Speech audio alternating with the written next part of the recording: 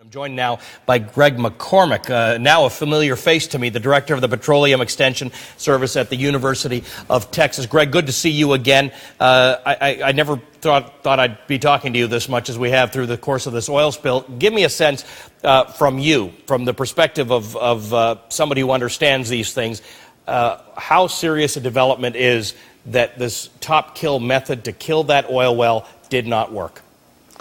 I think the majority of us are really devastated. I think we put high hopes on it. Unfortunately, it was a very, very difficult and complicated task, and it didn't work. Okay, so they had said that there was a 60 to 70% chance. This is what BP had said, which means there was a pretty good chance it wasn't going to work.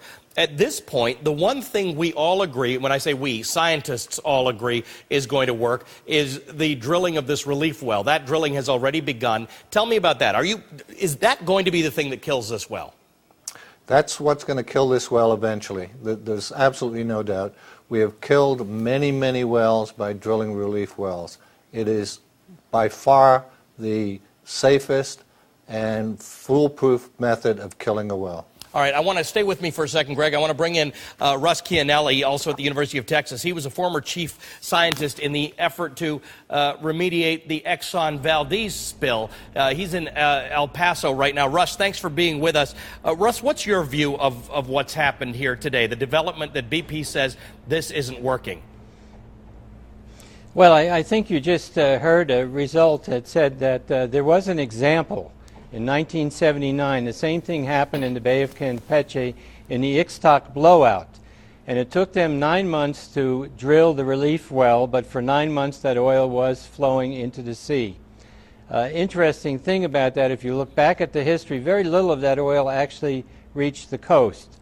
And I think we really need to go back and look at the history because the same thing was happening then. For 9 months, something like 10,000 barrels to 30,000 barrels a day, same size more or less, was happening. We need to look back at this. Okay, except that we do know that this oil is reaching the coast. We already know that.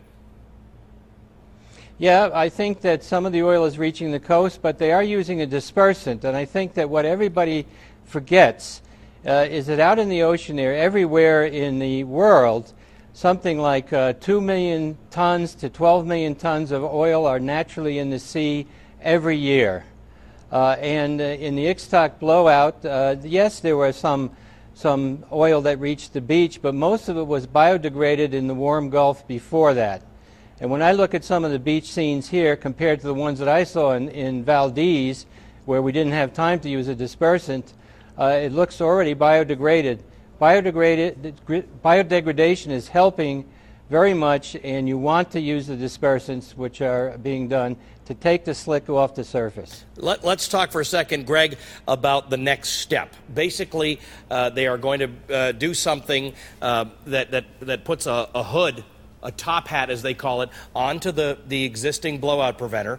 And out of that, there'll be a tube, a pipe that goes up to the surface. And until they get those relief wells dug, they're going to basically suck up all this oil. I guess it doesn't need to be sucked up. It pushes itself up. Is that going to work in at least containing the oil that's coming out of the well, the reservoir? Well, one thing that we have to recognize is BP has learned a lot in all of the things that they've tried. So they've learned how to make sure that the hydrates don't form and cause plugging in the line. So they've learned that. They've also learned that most of the restriction for flow of the oil and gas out of the well is in the blowout preventers. It's not in the riser. So there is not much risk in cutting off the riser.